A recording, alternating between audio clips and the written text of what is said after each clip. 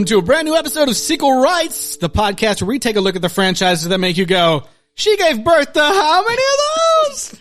And we give each and every sequel a fair trial. My name is Justin Camps, and I'm here with Elizabeth Helly and Tyler Hymanson. And we are back for 2022. Hey. We miss you guys, and it's time to get into a new franchise. There's sequels coming out left and right. We already missed some. We got more coming this year, though, so don't worry. Right.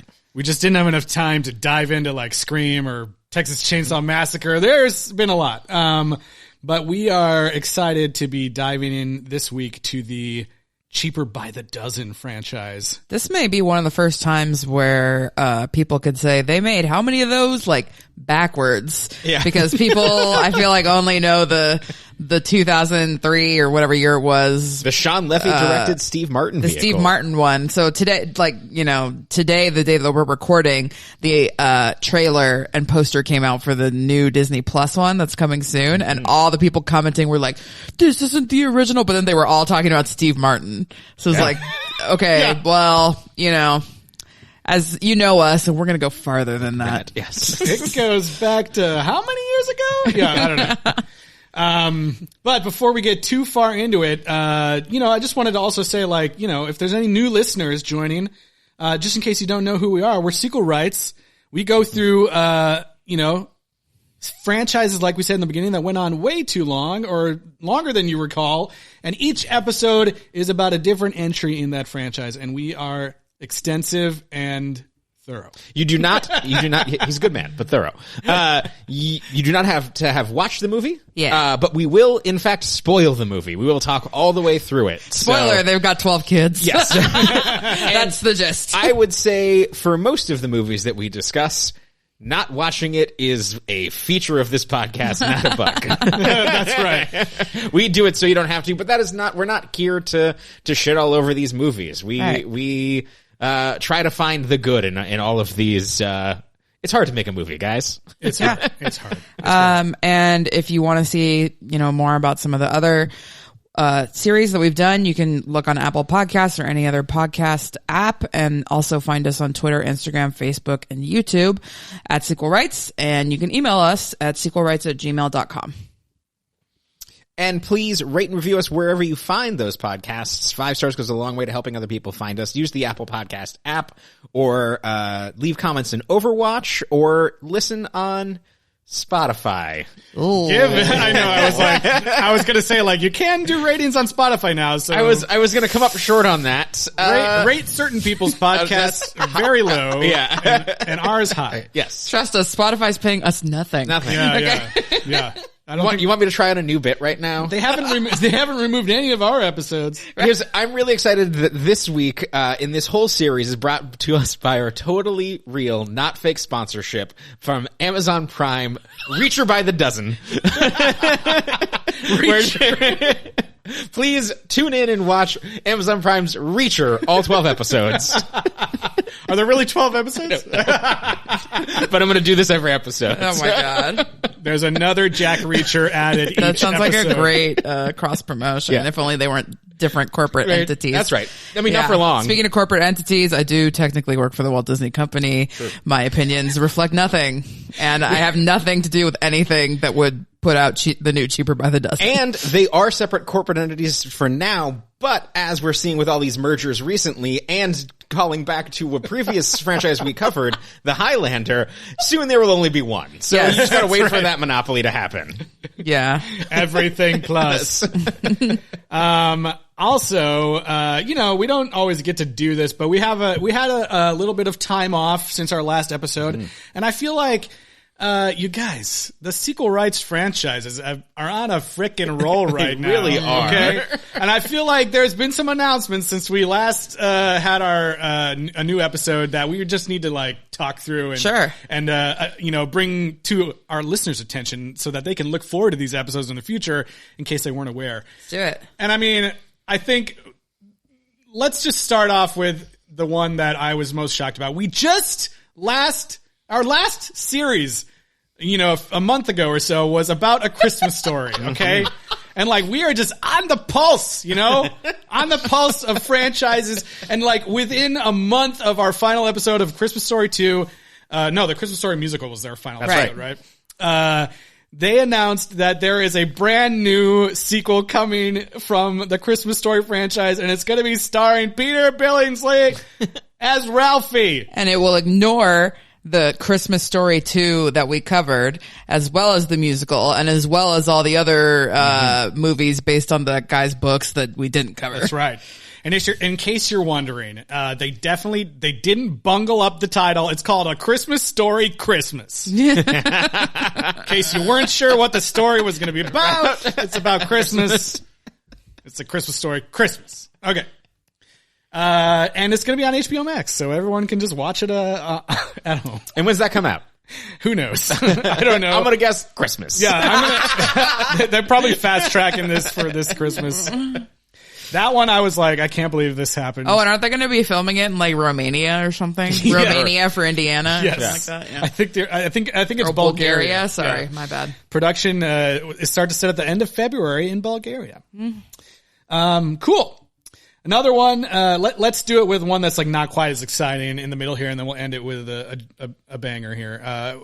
Just a couple weeks ago or a week ago, they announced that they're moving forward with Mortal Kombat sequel at New Line. Mortal Kombat again. Well, the scribe of the upcoming Moon Knight is going to be writing the sequel, and well, I guess we'll get to see what happens to all those characters. We can definitely remember the names. Cole Young. Cole. Maybe. No fight. The guy that got the police batons on a fancy vest. He was like, see my vest? Anyway. Maybe they'll actually get to the tournament in the second. They have to show, oh my God, I'm forgetting his name. Johnny Cage? Cage? Oh, okay. Yeah, I was like, is that right? That's right. Nick Cage, Luke Cage, Johnny Cage. Right. You know what? I've been watching Luke Cage this week. That's why I second guessed myself. Anyway. But that's another one we can look forward to. And the other one that was another, like, you know, Christmas Story was a big shock. This one was an even bigger shock, I think, that news dropped that Tim Allen is set to headline the Santa Claus sequel series for Disney Plus. More importantly, Juliet. So it's so funny, like, this news was announced, and then there was like a whole week and a half or so in between that we were like, yeah, but what about Juliet? Is she going to be in it? I was like, I will not watch this if Juliet's not in it. We will riot. And sure enough, they announced that Elizabeth Mitchell is going to return as Mrs. Claus.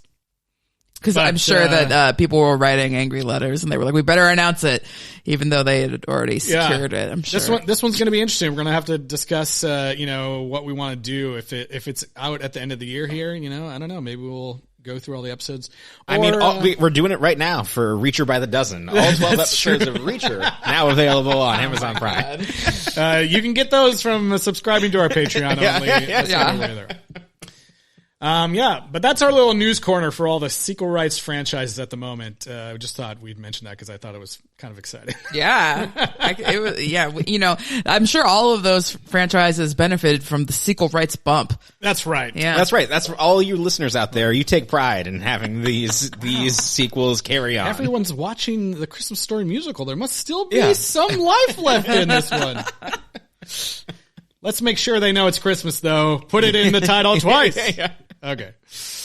All right. Well, like we mentioned a million times, we're talking about the Cheaper by the Dozen franchise, and it kicks off all the way back in 1950, which I think might be the oldest movie we've watched. I think so. I was thinking about this, and I'm pretty sure it is. I was like, Herbie's like 68, Benji was 72, so I think that's the oldest one we've got. Benji's practically in this movie.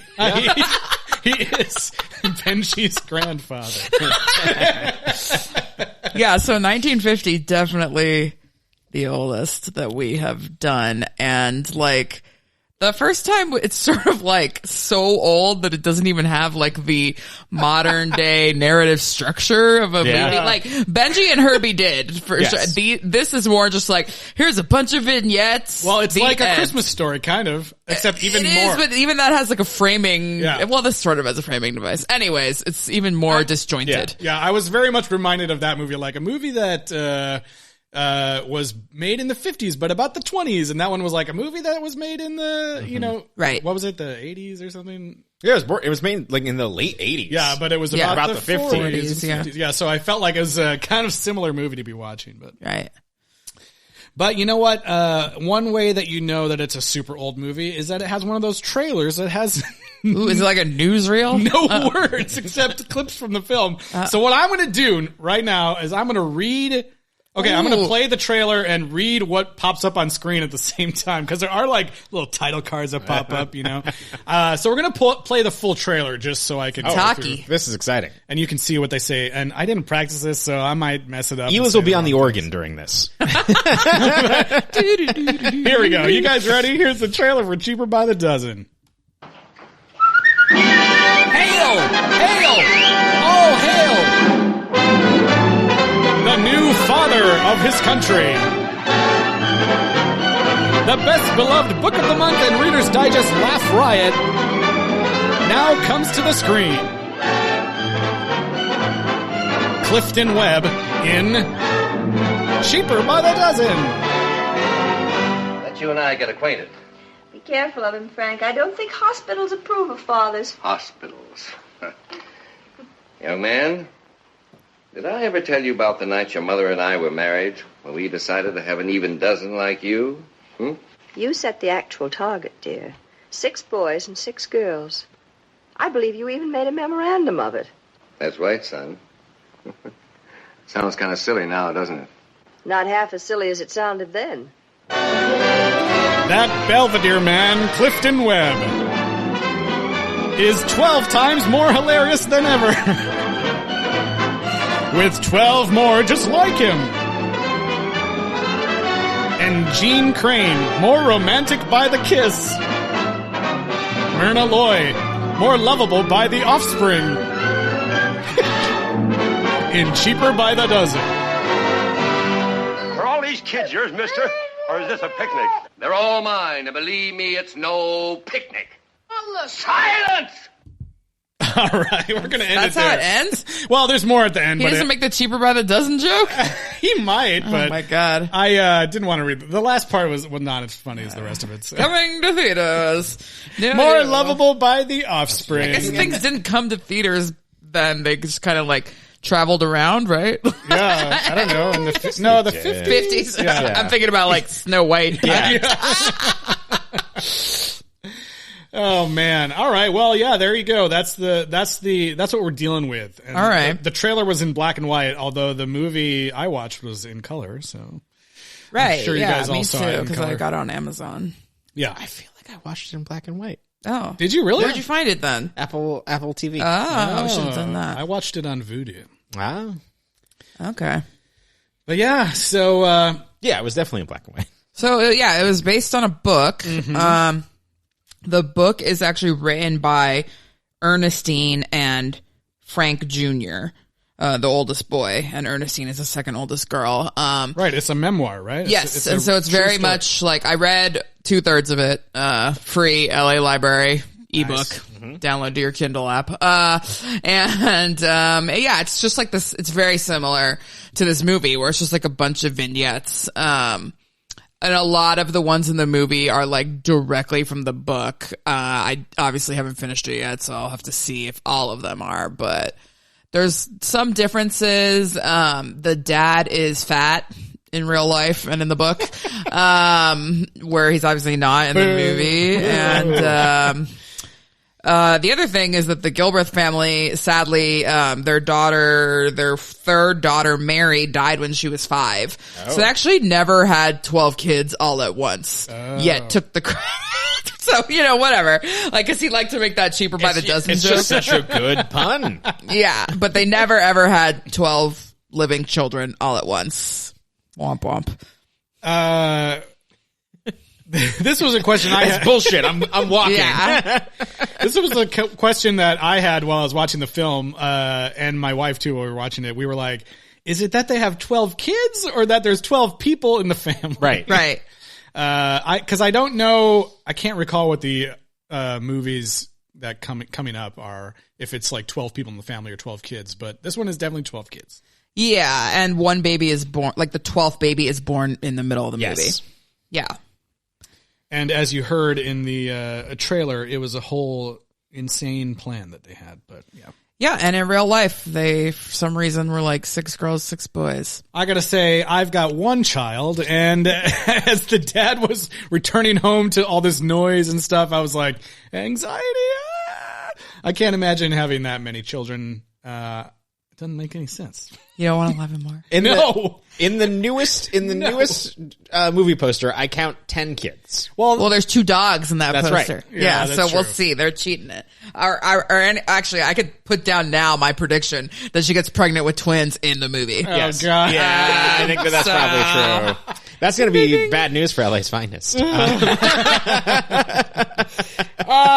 So this movie is very, like we said, episodic. Just kind of these vignettes of their life.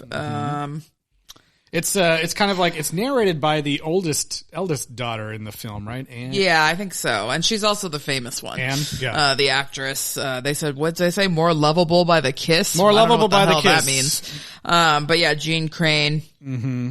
She was 25 when they filmed this. But yeah, she had been in a bunch of movies. She's in State Fair, and she was kind of like a teen heartthrob. I don't think she kisses anyone in this movie, so. Yeah, do they even kiss? I don't think so. More lovable by the kiss. Yeah. That never happens. So she's not that lovable. I find them unlovable. Story. Yeah, hey, I thought she was going to get more lovable. Yeah. Yeah, and so all these movies were 20th Century Fox, and so Disney owns the catalog now, but this is not on Disney Plus, and I'm like, I wonder why. It seems like they're always trying to, like, you know, Get that bump up synergy. the catalog, but, like, you know, about 2 seconds of the movie, I was like, oh, that's why, okay? Like, the first kid comes, like, sliding down the banister in a full, like really stereotypical Indian costume with a full headdress. And then he starts like checking the girl's nails and telling her no painted women in my house. Who doesn't want to like line up in front of their dad and get some great jabs from their father? Right. Lillian, I thought I told you not to bite your nails. How many home runs today? 2? Slipping, huh? Still dieting? Kinda. What's that in your face? Paint? Paint? I edited it to sound even more brutal. Yeah. But it's pretty brutal. Yeah. He doesn't say them quite that quickly. The girl that he's asking if she's dieting is like 11. Like, and it's like, she looks like a child. They're all skinny. Like, All of them are They're skinny. all skinny. And like, they make fun of her dieting like multiple times in the movie. Like, even her brother is like, get out of here, fatty, or something. This movie has a really weird thing going on where the dad is supposed to be, like, at one point, like, he's a pillar of the community where everybody fucking loves this dude.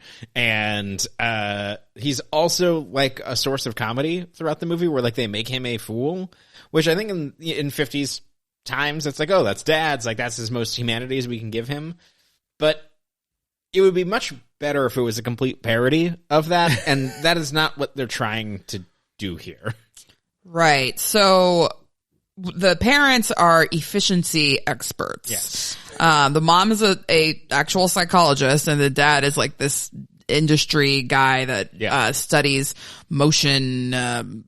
I don't know. It's basically like Henry Ford. They're industrial like assembly engineers. line. Yeah. You know, he takes videos of stuff and then tells them how to do it better. Yeah. He faster. practiced buttoning his vest Yes. as fast as possible. Right.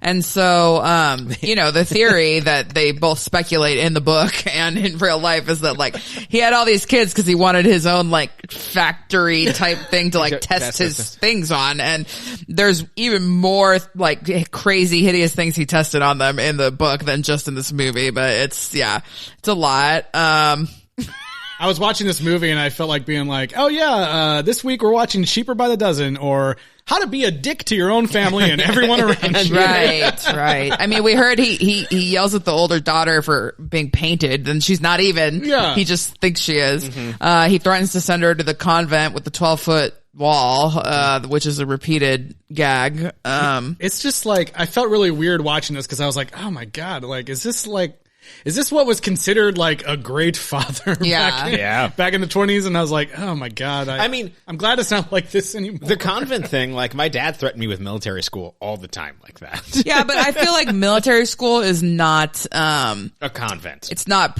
predicated on like your sexual, virginity and purity. It's more like about discipline. Yeah. Whereas the convent is like, we're going to keep you away from sex, essentially. But yeah, it is creepy. I mean, maybe I just haven't gotten to this chapter in the book yet, but in the book, there doesn't seem to be, he does check their fingernails to make sure they're not like dirty, but I don't see him so far commenting on like their appearance and like, it's weird. It's gross. I hate it, but I guess that's what dads used to do.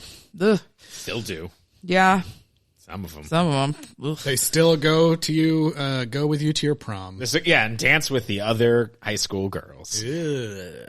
It was strange. I mean, I understand why it's like supposed to be kind of nice in one sense, is that all these kids are there and they're like, my dad would never care enough about me to be at this thing, but it's just all creepy. It just, I just didn't why is there this whole like angle of the girls being like, we want to talk to your dad. Ooh, let's talk to him and let's dance with him. Like, yeah, you should hear what the girls are saying about you. Like, ugh. It's so weird. Efficient. I don't know why they made it that way. Efficient. Wow, look at how he's only taking the exact number of dance steps you need to do the dance. Wow, no trip ups. Yeah. Yeah, I mean, we talked about that I was like, the only through line for me ended up being like, the eldest daughter's like desire to have a boyfriend. Right. Yeah. Like that was the main thing. The rest of it was just like random weird things about like everyone getting their tonsils out, people getting sick and having a baby. Yeah, I mean, there was one point where basically they all get whooping cough, and the doctor's there, and the dad's like, the other through line is the dad's an asshole to literally everyone that he meets. Exactly. Everyone. Yeah, and he's like, oh, what, you're a doctor? He's like, well, I can fucking do that better For than a you. laugh. Yeah. It's okay. So I had my tonsils out like 5 years ago or whatever it was, and so I was like, late 20s, or maybe I was 30. I don't know. But anyway, it's crazy. And the fact that they were doing it back then, and then they were like, everyone's fine. I mean, the whole thing is that it's supposed to be worse when you're older because they're cutting a much bigger incision than on a little kid. And so when I have mine out, I was like knocked out, messed up. I like got a little bit better. And then I was like, I can go to Justin's birthday party. And I like drove myself back up to LA and like ate food and like hung out and didn't really talk, but like went to the party and then went back and like actually regressed and then like couldn't eat again and like got worse for another week. Jesus, and I was like, it was worth it. Happy birthday, Justin. Anyways, but I can't keep the drinks in my mouth. Yeah, exactly. I gotta go back to soup, but but it was worth it. Did your soup friend? But yeah, there's no way, and like the dad would be alive. Did your father also film yours? No, he did not. Well, I mean, I don't want to jump ahead here, but he isn't. Right. So he gets messed up because he insists on a local anesthetic, but I don't even think that they could do the surgery like with that. Like he wouldn't be able to keep his mouth open because it would be insane. And it like, no. Yeah. I know what you were saying. Yeah. So the end of this movie, I literally got up and ran to the restroom really quickly because I didn't think that, like, the movie has no pace or whatever. So I thought maybe we're halfway through it or there's other stuff happening. I get up and go to the bathroom and my girlfriend is just like, oh my God, that didn't just happen. I'm like, what happened? He died. And the movie is over. Credits are rolling. It's so insane. Like, this could never happen today. Like, I guess, I agree. Looking back, I guess the climax is like the school dance, and then he gets the news about the thing. So he goes to the trip. He doesn't even make it to Europe. He's literally at the train station, calls the wife. The kid picks up the phone. The wife doesn't even get to talk to him. He's already dead at the payphone. I thought this was so...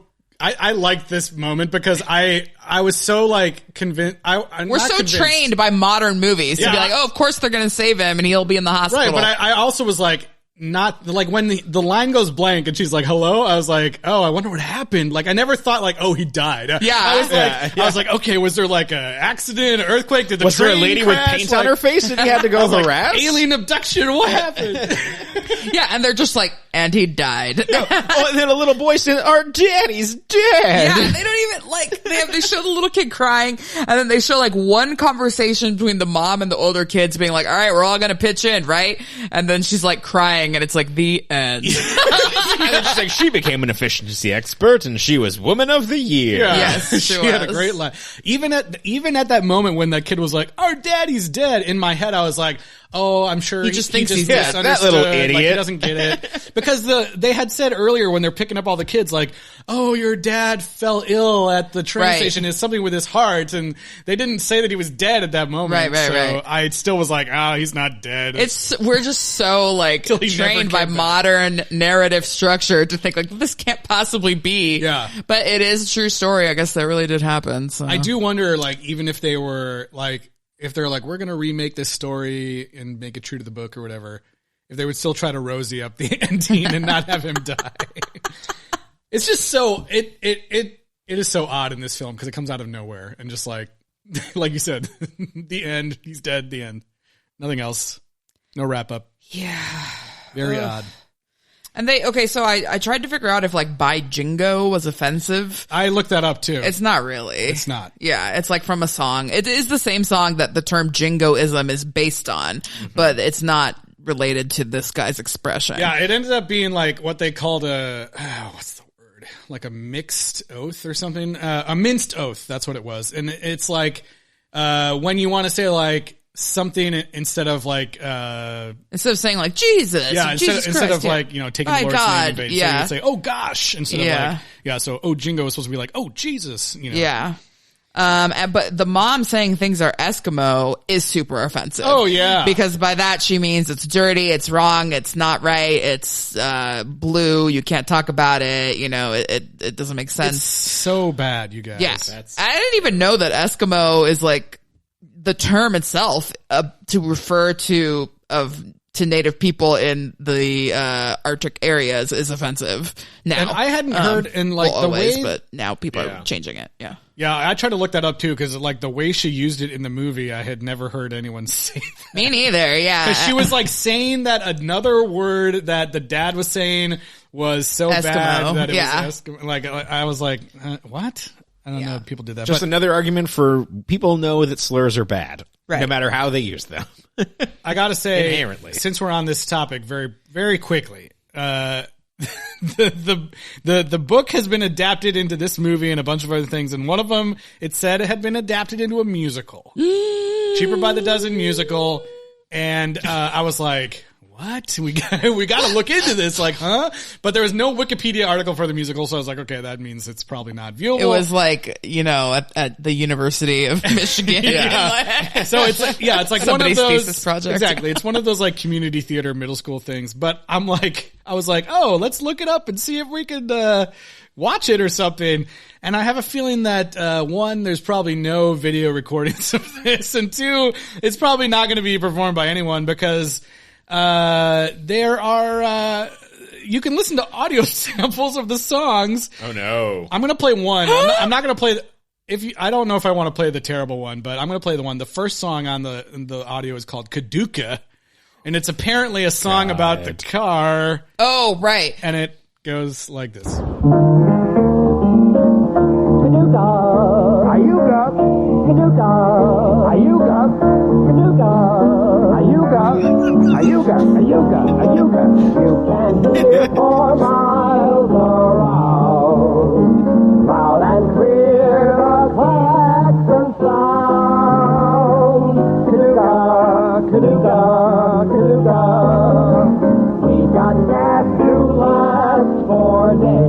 Okay, that's enough of that. Okay, so in the book they talk about how the car's distinctive sound was Kaduka, but I thought it was more like an old-timey horn going like Kaduka, you know, like Probably, but yeah, okay. or does Not it go Kaduka. Kaduka? Kaduka. That doesn't sound like a car at all. But the real reason I was like looking through, there's other songs called like "What Works in the Factory" and "As Far as I Can See" and the Housework song.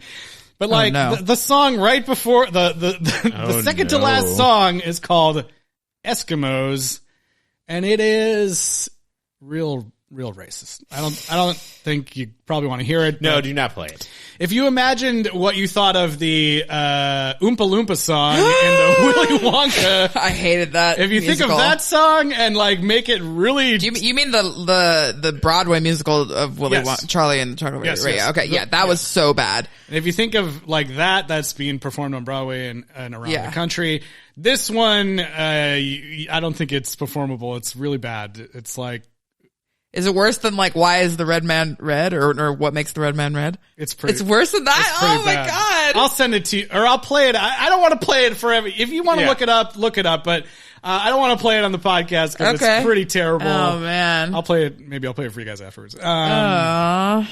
You can cringe along with Yikes. everybody. But yeah, I just thought that was an interesting bit of trivia.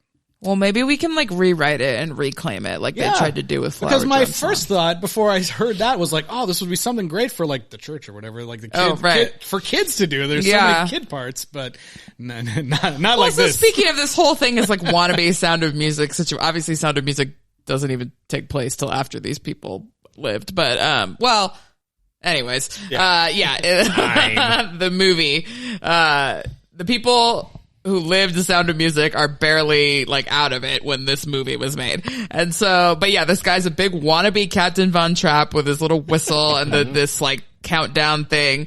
It's lame as hell compared to the Von Trapps. It was funny. We were talking about the car earlier, and apparently it's called Foolish Carriage. Yeah. or something, right. Which is a foolish name. They all like the whole thing is that like they're gonna move from Rhode Island to Montclair, right? Anyhow, who wants to live in old Montclair? Boo! Boo! We love Rhode Island. Nobody wants to live in Montclair, Jersey. But they're gonna drive in this insane car that they have, and they all pile into the car, and it's got like stadium seating Well, in the back. back then, I think it didn't matter, right? There were probably no laws. Yeah. And I was like, I had no sense of like when these movies were and TV shows were released, but I was like, is this the age of like crazy car movies? Like Chitty Chitty Bang Bang and stuff. But that movie was like way after this. Yeah. And even like, I was thinking of Beverly Hillbillies too, but that was also after this. But I just thought that was funny that they all fit in the car. And, what was I going to say? There's one other weird saying in this movie that, has like, that I looked up online, and it says it's like originated from this, and it's called going to visit Miss Murphy, Right. which I had to also look up. That was another one that I was like, man, all these weird scenes. I can look this up. Did it originate with this family? Yeah, it says it's from the 1940s novel, Yeah, it is. That was his euphemism. and it for was just because going to the bathroom or whatever. early bathrooms were called the Murphy closet. So. And when that happened in the movie, I was like, what are they talking about? It didn't take till like the second time where the kid's like, I have to go to Miss Murphy. That I was like, oh, he has to pee. I didn't even know what they were talking about. Jeez, this movie's too old for me. It'd be too Eskimo to say you gotta go take a leak, okay? Yeah. Terrible, God terrible. damn it. Yeah. What else? What else happens in this movie? Other things that I thought were cool, to do in the time, and apparently the biggest laugh in the movie is there's nothing like pulling over on the side of the road and saying jokes to people on the street. Yeah. Like this one. Hey, Noah, what are you doing with that ark? Collecting animals like the good Lord told me, brother. All I need now is a jackass. Hop in.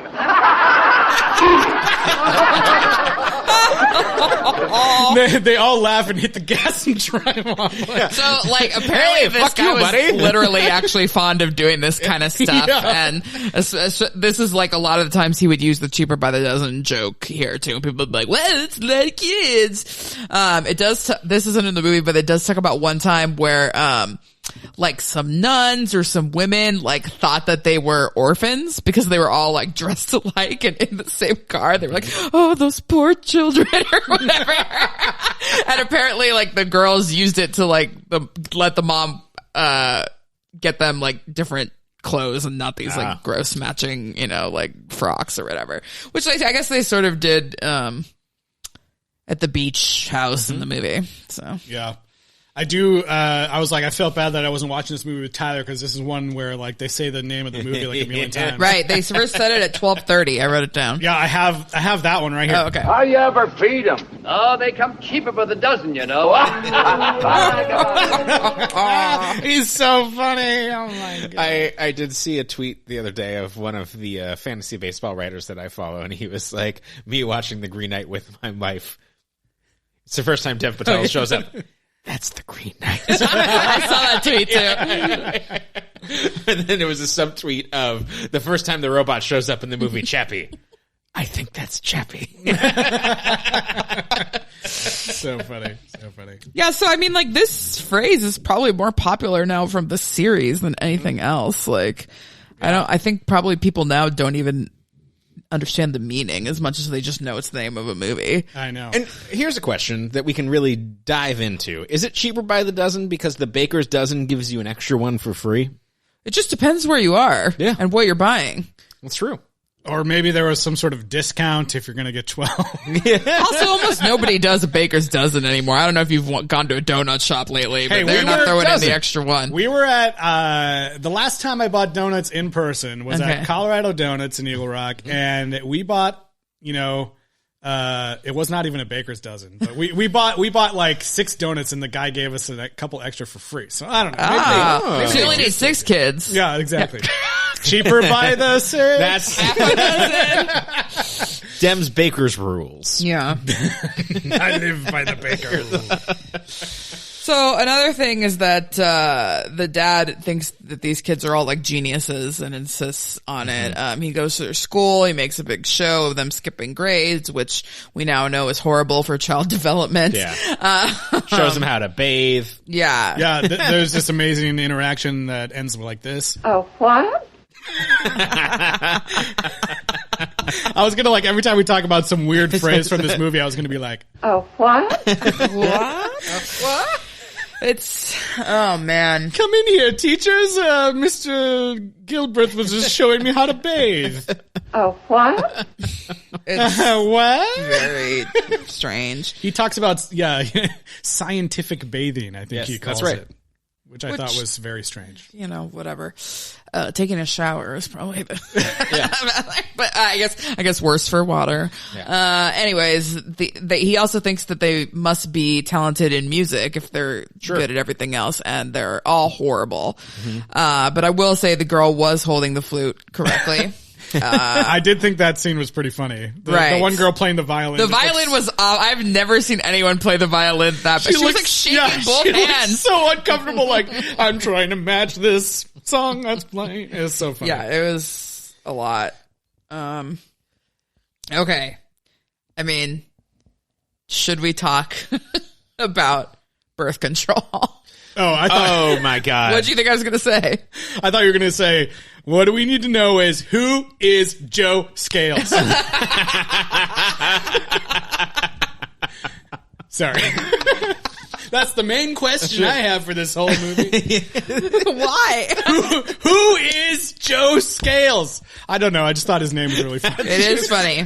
You're just turning into like a Tim Robinson bit. Like, I just need to know who he is. So, like, we talked about how the girl wanting a boyfriend is the only, like, thread of the movie. So when she first goes to the school, she sees Tom Black carrying giant blocks of ice like Kristoff, like into the school for some reason.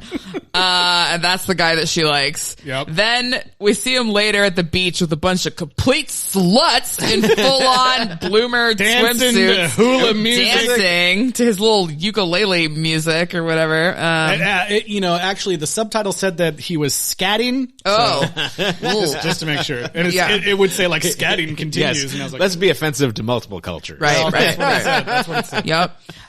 They're completely fully covered, but still not as covered as the Gilbreth girls who are wearing full-on stockings and full dresses. I was like, to go wow, to the they're beach.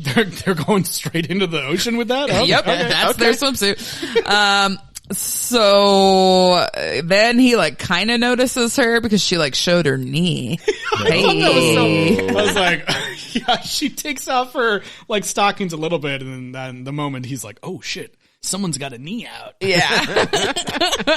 And then she gets asked to the dance by Joe Scales. Joe Scales. Who is he? Who is Joe Scales? You know who he is. He's a cheerleader, Daddy. Which, I don't know. It's something you got to get voted into. So, Yeah. apparently. He's a bit of a, I think the kids are calling him Short Kings now. And she gets Joe to the Scales, dance. Classic short king. She dances with him once and then immediately goes for the hot guy who only noticed her because she now came to the dance with another guy. Yes. I wish I would have taken an audio clip of his horn that he had on his car. I don't remember what it was, but something. It was really, something insane. It was like, what are these? Beep, beep. I don't remember. Something weird. It reminded me of Bill and Ted. It was like, like yeah, it was sounded like, exactly like that. Yeah. So yeah, she ditches Joe Scales, and we never hear from him again. Sadly.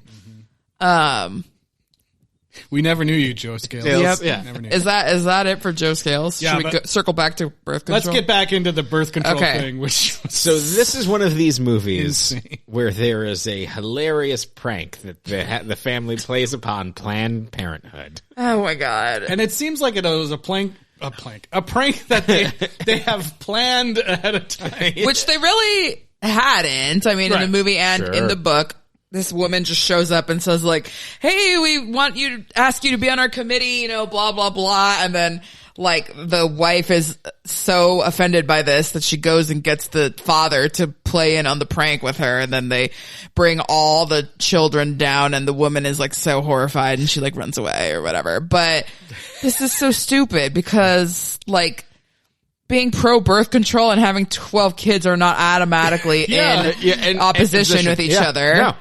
No.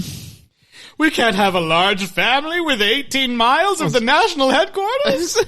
Like, she could very easily support birth control and still Yes. have 12 children if that was her choice. I mean, and we'll probably talk about this the entire series because it's me, but like having 12 kids is major white privilege and Oh my God, yeah. the fact that it's considered like a cute thing in this movie series is only because these people are white and have the money to support the 12 kids. I mean, there's like 10 times in the movie where they're like, "Oh, gee, we might have to let go one of our servants." yeah. Well, if you save $5 on this fancy rug, we can have a dog. Right, but they're obsessed with saving money and being efficient, but that's because that's just what the dad is. They don't actually need to save money. So they have like cheap stuff, they won't fix the car, etc., but it's only because that's how he is. Yeah. But anyway, so in the book, they actually don't call out Planned Parenthood, which made me more upset that they decided to then that's specifically in the movie say Planned Parenthood, which was also unnecessary, I feel. But yeah. I just thought like, obviously it wasn't planned, but the way the movie portrays it where like, Right. she doesn't even say anything. She's just like, there's a lady downstairs from Planned Parenthood about Right. birth It's control. like, oh, we're gonna get these And it's fuckers. like it's like they have a mind meld Yeah. thing of like, oh yeah, okay, let's do this. Yeah, this let's is fuck our with this them. is our thing. We're Yeah. a big family. I mean, yeah. I think even without any of the modern day interpretation of it, it's one of the things where it is meant to be a burn, and it's meant to be this own in a way that we can't not look at it with the current context and the political context that we bring to Planned Parenthood and everything else. And I don't want to. I don't want to try to thrust our morals upon this movie or modern. I morals. will. At the same time, I think that even at the time, it was needlessly pointless to me. Well, I was like, at least like that lady leaves there, not thinking that they were like mean to her necessarily. Just that like she didn't, like she thinks that the wife was misconstruing her family life or something. Because she says like, as they're gathering all these children around her, like, oh, some of the husbands are just so mean to me and everything. Like he's still being mean, but at least he wasn't like Get out of here, you crazy lady. Yeah. He's being as mean to her as he is to random people on the street. Exactly. Right. Well, and I mean, the real jerk is mean. The real jerk here is the person that sent this woman to their house thinking that it was going to be a hilarious misunderstanding. Yeah. But yeah, if someone comes to your house and asks you to join, like, you just, no thank you, I'm not interested. You know, why do you have to go through this whole charade? Like, or just say like, oh, you know, someone's actually playing a big trick on you. We have a lot of kids. They thought it was funny. You know, if you're looking for other people pretending to be other people, tune into Amazon Prime's Reacher by the Dozen with super spy Jack Reacher. I mean, it's not like if I mean, it's like the opposite would be like if somebody came to my house and was like, I'm here from the pro-life committee and we want you to join and have it in your living room. And I all of a sudden was like, oh yeah, well look how many abortions I have. I brought out my medical file and was like, look at this. You know, like, oh wow, I've got this interesting book over here. How many pages is it? 1, 2, 3. Oh my gosh. What? Yeah. I mean, now that I'm thinking about it, maybe, no. Yeah, the lady's It does sound fun. It's within Uber distance of the national headquarters. Oh man. Yeah, so that's that Planned Parenthood scene, which is just, of all the things that they decided to keep from the book, the fact that they kept that was just bonkers to me. I do wonder at the time, when was Planned Parenthood founded? Apparently before this. Yeah. I do wonder if it's just, you know, like think about like a hackneyed comedy writer at the time where it's just like, well, what's a funny situation for someone with a lot of kids? I know. I guess. I know. An organization I don't understand, nor will I care to look into. Planned Parenthood was founded in 1916. Ooh. In New York. So they were close to. I wonder at the time if they were like, were they making like rabbit skin condoms and distributing those? Like, I'm now fascinated about the early foundings. Okay, that's another podcast. Good point. Anyways, Planned Parenthood, good. Support them. They've been around forever. They do more than abortions, obviously. Yes. So, women's health, yay! Oh man, yeah. Wow. I was gonna say, you know, there's lots of things that kind of came out of the movie. We're talking about Cheaper by the Dozen. I Gotta See Miss Murphy. Things that came out of this. I was surprised to find out that like the little known origin of one of a beloved Broadway tune is from this movie. Did you notice it was? What? Here, I'll play it. Here's what happens here. That's what's the matter with this generation. Nobody thinks about being smart or clever. Huh, no, sir. They just want to be popular. You're gonna be popular. I did have that same thought. I did think about this. I was like, I should make a joke about that. Like, that was great. To be popular. I said it so many times. Like, oh my gosh. I couldn't help myself. You know, I do think that was the most interesting scene in the movie because it was the stodgy old dad being like moral panic of like, my kids don't give a shit about the things like, the youthful generation, everything's fucking up. And it's like, yeah, you always think that and you're always wrong. Yeah. It was a lot. He went real far. I don't remember if it was this one or in another one, but I like wrote, he said like, quote, I can't tell you what would have happened in my day about girls walking around they do today. It's like, it was this conversation. What? They're going to get, he's basically implying that like, if girls are showing their knees, then they're going to be raped, is what he is saying. Yeah. He does say something too, like if you show your knees, you're just asking for something to be put in between them or something like that, right? I don't remember. Was that in this? I don't know. Okay, anyways. There was a lot of talk about the knees. And I think it had a spit take if that was said. So maybe that might be from the book. I misremembered. That might be from the book. But yeah, he's basically like, you know, if you show yourself, you will deserve to get raped. Yeah. It just, and the mom has that whole speech about like, oh well, he might hang out with those girls now, but when he wants to settle down, like, right, which is exactly what happens. Yeah, sadly, he says that exact. The boyfriend specifically says, "Oh yeah, I hang out with those whores, but I would settle down with a girl like you." I was like, did you talk to her mom before you? Said this no word on what Joe Scales' preference is. Yeah, he must feel some extreme rejection after that. Man, what a bummer. It's like a Pride and Prejudice situation. He's going to go for one of the younger sisters. Oh no. I mean, they're all like 1 year apart. Yeah, so that's true. Yeah. Yeah, that's true. Those two girls were both like fawning over Tommy Black or They whatever. were. But she was like the older one was like, he never sees me. I mean, Us.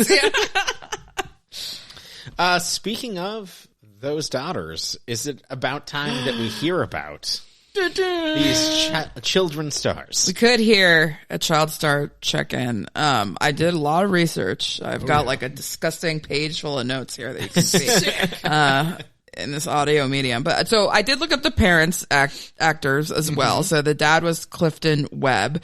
I wrote everyone's ages because I found it interesting. He was 61 when this was filmed. Oh damn. He's nominated for 3 Oscars. He was such a confirmed bachelor that his Wikipedia page links to the Wikipedia page about what confirmed bachelor means. Okay. Wow. Like, he was a well-documented confirmed bachelor. And so, yeah, and he died in 1966 when he was 72 years old from a heart attack. So actually not that long after this movie in today's terms. So he died from a heart attack. Just like in the movie. Just like in the movie. Yeah, I'm sure the phone was like beep, beep, beep, beep, or whatever. You know, like, Our daddy's dead. Operator. Yeah. So operators used to just like listen to your conversations? Is that the gist of it? Yeah, because they were literally like connecting the dots. Anyway. So the mom was actress Myrna Loy, who was 45 at the time. So the dad is 61, the mom's 45, and the actors. So that hasn't changed in Hollywood. Very good. Cool. So she was never nominated or won an Oscar for any particular role, but she was in a ton of movies. Early on in her career, she was cast as like exotic, you know, like kind of temptress women, or they would like make her look Asian, yellow face her up or whatever. But then this movie kind of allowed her to move away from that, actually. Nice. And so she got to do other things. And after she kind of retired from doing movies, she was one of the first actors to like start working with UNESCO really a lot and do a lot of like charity work. And so she was given an honorary Oscar like a couple years before she passed away from an undisclosed long-time illness during her surgery. So she lived to be 88 and died in 1993. Wow. So she had a good run after this and did a lot of good things. And so we've agreed that I'm only going to talk about like half the kids today. So just to save some. Yeah, we can go in age order. So Anne, Jeanne Crain, who was more lovely by the kiss or something? Yeah, more lovable. Lovable by the kiss. She was 25 when this was filmed. So playing an 18-year-old, you know. She was Oscar nominated for her role in Pinky, in which she played a light-skinned black person who was passing as white. So it's like black face with white face on a white. Anyway, it's a lot of layers of face. And she had 7 kids of her own, actually, and she. Oh, sorry, I have so many notes I can barely read them. She has one son who went into the business and is best known as the producer of Jag. And just another guy. And in 2003, at the age of 78, she died from also a heart attack. So wait, you're saying that 3 people from this movie have died? Is it like a curse from from Poltergeist? Well, no, this is a very old movie. This movie's cursed. I'm just trying to direct listeners back to our Poltergeist series. Everyone in this movie, is dead as a curse, just like Poltergeist. God, he was 70 years ago. Yeah. They're all dead, Eliz. They're all dead. The dad died of a heart attack, just like in the movie. Right. Have you guys heard of the cheaper by the dozen curse? Okay, so Ernestine was Barbara Bates, who was also 25. So the sisters were actually the same age. And she did a few more movies, but then kind of like struggled really badly with mental health. And her husband got cancer. She tried to kill herself by slitting her wrist. She survived. She lived a little longer. He died from cancer. And then she committed suicide again. or not again, attempted suicide and was successful. And I forgot to write down the year of that, but it wasn't very long. She didn't live to be that old. So yeah. Barbara Bates, that was her name. Okay. So Mary, who in the film is just another one of the, kids, but in real life is the one that died when she was 5. But in the movie, they just act like that didn't happen. So she was Betty Barker, who was a 13-year-old when the film was made. She was the Macy's Child Star of the Year, which, you know, just like the mom from the I movie. should be on the committee for that award. And she starred in Showboat on Broadway. Oh. Then, you know, I'm not really sure what this means, but she was on contract with RKO, met Howard Hughes, who took over her contract, and then in her obituary and elsewhere, it says she was then his protege for a decade. For 10 years, she was Howard Hughes' protege, yet has no other film or television credits whatsoever. So I don't know what she was doing. I don't want to cast aspersions, but... So we got a suicide. We got a creepy billionaire. I do think that this is a curse. It might be. Well, or she maybe died, that's just Hollywood in the 50s. But she lived till 2017 and died at 80 years old, just from natural old. Do you know where? Las Vegas. I was just going to say, was it Las Vegas? Yeah. Yeah. She didn't have a good time. Oh, no. Okay, so Martha. By the way, from Martha on down, none of them are credited for this movie, which is ridiculous because Martha and Frank Jr. had a ton of lines. It's like you could just not credit anyone back then. Joe Scales isn't credited either. I know. It's ridiculous. What happened to him? Who is he? I'm going to talk about him today. Okay. All right. So... Spin-off podcast. Patty Brady, who played Martha, was also 13. So we got 2 25-year-olds, 2 13-year-olds for the first 4 daughters. Wow. She did about 12 movies up until 1951. So she did a lot of movies before this as well. And she's still alive. But that's all I could find about her. Still alive? We could have had her on the podcast. I know, right? I gotta find her. Okay, so this is like... Grandma, come over here. The craziest... one. I cannot even, Scales. It's not Joe Scales. Do you want me to talk about Joe Scales first and then come back to the crazy story? No. Okay. Let's continue the curse. Frank Jr., Norman Olstead Sr. Okay. He was 15, so he was actually older than the 2 people who were playing his sisters. He did a ton of TV, ton of cocaine. 50 plus TV shows all the way up through 1961. Is this the baseball kid in the movie? Maybe. He was the oldest son, okay, the one who picks son. up the phone. Yeah, not our daddy's dead. No, not daddy's dead. Yeah. Okay. And so he actually, after, not acting anymore in 1961, he started working for the FBI and became an FBI agent. And then he quit the FBI because he didn't like what J. Edgar was doing with the organization. This sounds a lot like Jack Reacher. So he quit the FBI and then wrote a tell-all novel that made everybody mad in the FBI. So then after that, he went to go live in a hippie enclave in Topanga Canyon. Cool. For a while. And so he had one son but then left the mom and had another girlfriend. At some point, the son, the dad, who is the kid in the movie, and the dad's girlfriend and a pilot go on a small plane in the San Gabriel Mountains and crash. Okay. The actor, Norman Olstead, who's in the movie, dies right away. The pilot then dies soon after.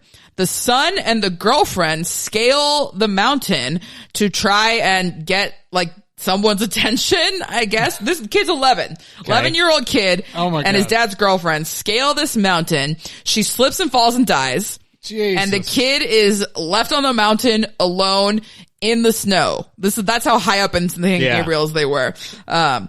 And somehow he like makes his way back down the mountain on the other side and is like taken in like and gotten help by like some family that lived like in the woods, like or lived very rurally.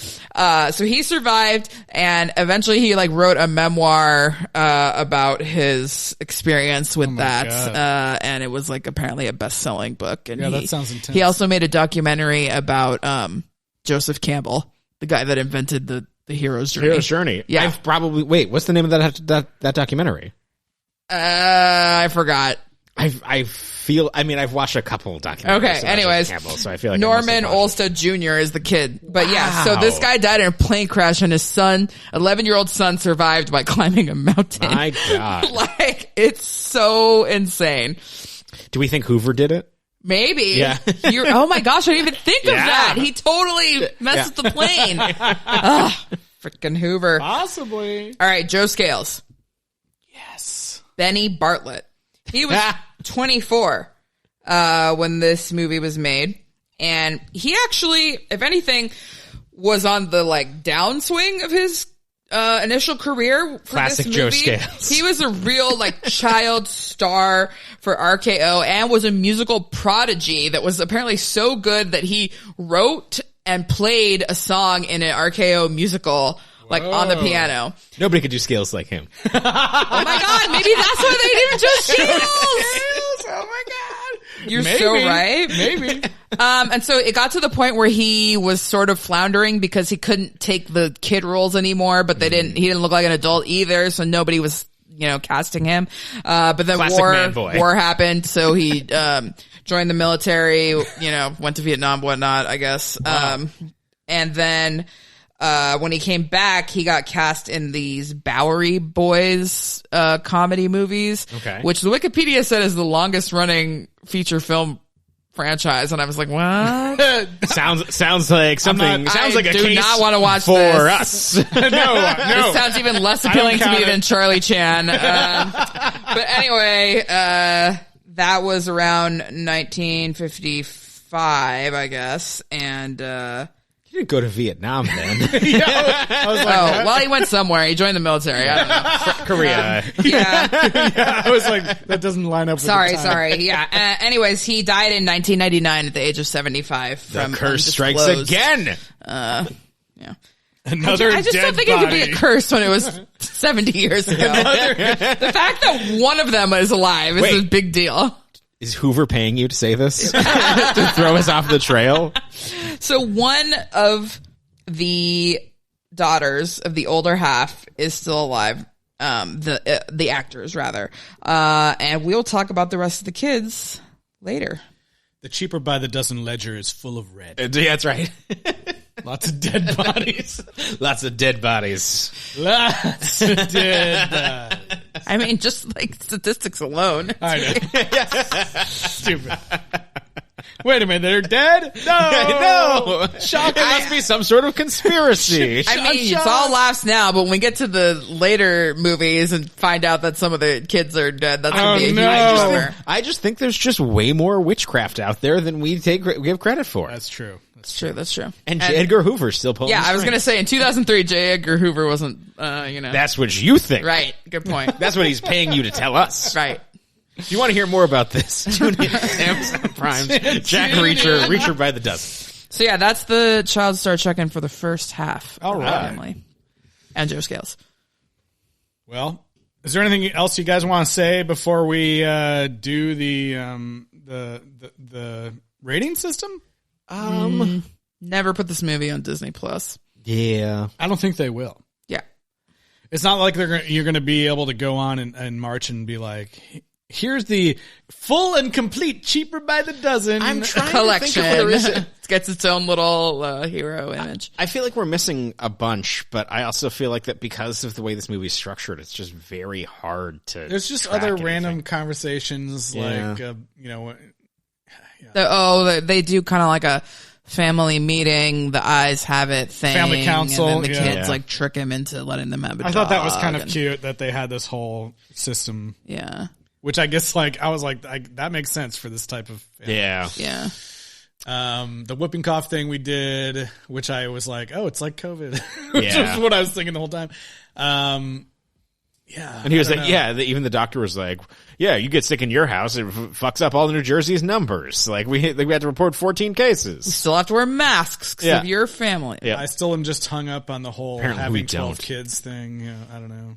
Like, that was their plan from the start. Yeah, seems like a lot. Like, is it efficient to have that many kids? I don't know. Yeah. Seems counterintuitive. Seems like your efficient day is going to get messed Sounds up left like and right. propaganda. It's a lot. I mean, back then, I mean, they hypothesized that he wanted to have that many kids so that he could have his own little thing and run experiments, not, bad experiments, but, run tests and see if he could make their lives more efficient and then apply that to their work. But, by all accounts, he did love them and they did agree to have that many kids early on in their marriage, which I guess back then wasn't unheard of. I guess it is a little strange that there is no, or not strange, but just unusual that there is no religious bent to this. I mean, I'm sure that there was. So, I mean, they seem to be They're probably Catholic. God-fearing people or whatnot, but it's not like you see them all going to church together or anything like that.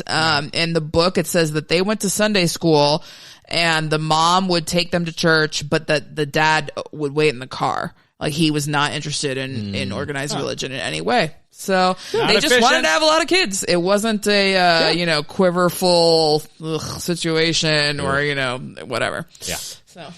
Yeah. And I mean, I think that all that would be more palatable if they didn't fucking troll Planned Parenthood in the movie. Right. Yeah. Yeah, it's just like so disturbing and I get that it was a long time ago, but anytime fathers are like commenting on the sexual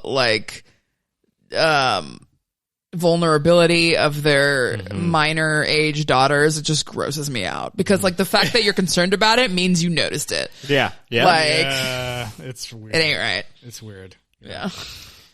All I know is that after I've seen this movie, I'm just going to assume this is how all industrial engineers act and live their life. I mean, I went to USC, so I know so many industrial engineers and other kinds of engineers, and Yeah. that's all I'll say. Yeah, that's all we have to say about that. Engineers. So rating system. How many what's, Tyler?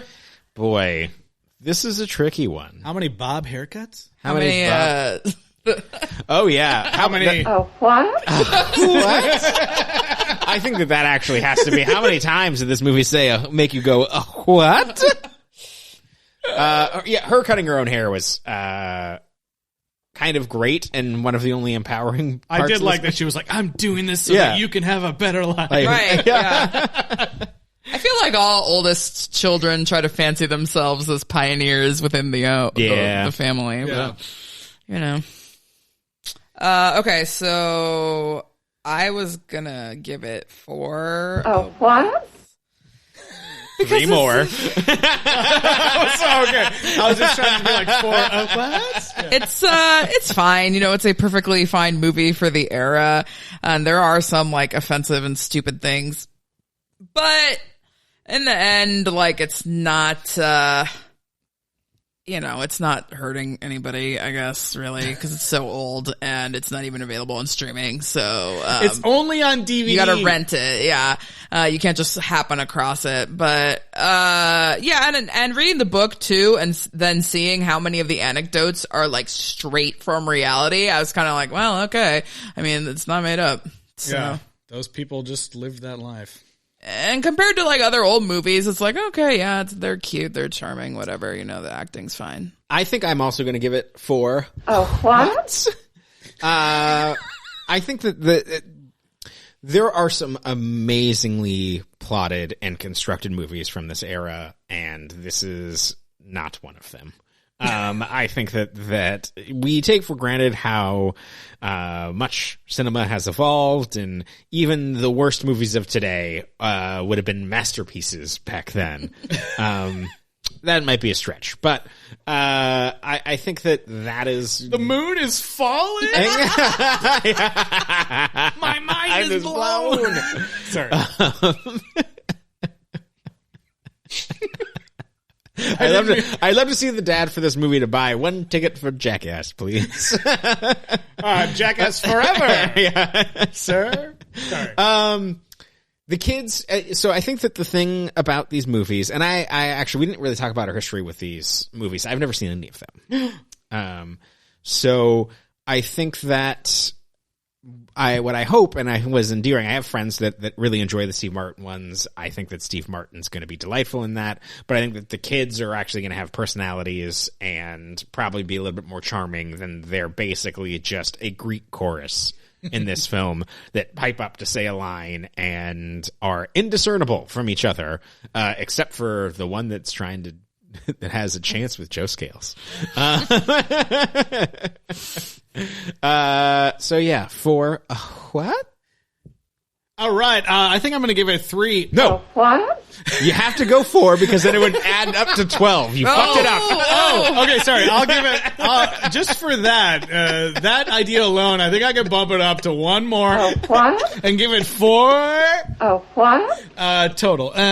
This movie is just like too old fashioned for me. I can't do it. Okay. Like we were talking about A Christmas Story. Like I keep comparing it to that because I feel like it's they're structurally similar. And like for me, like even though that was again about a time when long before I was born, I feel like I get some of that kind of stories and feeling from like my grandparents and stuff. This movie goes like way further back than I can relate to, I guess, you know? And so the stuff that happens in this, I'm just like, I can't believe people live like this. I'm sorry. And it's not charming. I didn't think it was charming. I just was like, yeah, the whole time, you know, I'm sitting here like, I'm a father. Like, if I went around acting like this, people would be like, your dad's a fucking dickbag. Like, what the hell? Why is he so mean? He's just, you know, he's improving your character, son. But all the girls at the high school dance would want to dance with you. Like, yeah, the moment when he's like, how many home runs? And the kid's like, I hit 2. And he's like, slacking off, huh? And then laughs at his face. And the kid goes like, and you can see in his face like, shame. I'm building a complex about this at this moment. And yeah, so I don't know. I just was like, I feel like there's no people that maybe just love like older films might get a kick out of watching this, but I just feel like there's no reason to go back and watch this. There are tons of other great films from 1950 that and are like not Eli's this. mentioned, like Sound of Music, like other better movies about huge families than this. Fast and It Furious. is very rare for me to watch a movie this old that's not a musical and not a Disney live action. Yeah. Fast and Furious from 1950. Yes. I watch tons of old movies. Yeah. And there are plenty of them from many decades before this that are very compelling and very nuanced. And I don't think, and it's not like I have a thing against old movies. I just feel like what's on display here is like the way of life of a family and like part of the fact that I'm like building a family myself and like comparing how things were to where they are now. I was just like, oh, fuck this. The movie is charmless and people- humorless. Yeah. Well, it is sort of interesting though that like at this time, yes, there are more and more movies, but this kind of family comedy is probably not as common as dramas and The family comedy with silent a hilarious ending. Yeah. But Do you think he thought the ultimate efficiency was his death? Yeah. yeah, whatever it was, like the Oh, success. it's going to take that long to die? Yeah, I'm out. The success of this movie like led to a sequel, which wasn't as common back then either, unless it was these big series. So That's true. And it's like, you know, they didn't call it Cheaper by the Dozen, Bells on Their Toes. no, It's just called Bells on Their Toes. And, you know, it's funny. Cheaper by the dozen, a dozen story. A dozen story. It's funny, you know, when we were looking at like what to do in for this franchise, we're like, do we cover like the second one? Because, you know, we skip like we had like a technicality on the Christmas Story where we skipped My Summer Story, but that kind of was, I feel like, mostly because we were trying to do a Christmas thing at that moment. Yeah. It was also difficult to find. Yes. This one also difficult to find, but I was like looking at it and being like, oh, well, Myrna Loy is in the sequel. And I'm like, oh, the dad isn't in the sequel because I don't see his name on the, poster and stuff. And I was like, oh, they must have recast him. Now we know the truth. That's right. He's dead. It's like the ultimate use for my energy is for it to be dispersed amongst the earth. But yeah, I think that this is given back. That is the ultimate efficiency. The sequel in 1952 is enough of a continuation that I think we definitely are going to talk about it next week even.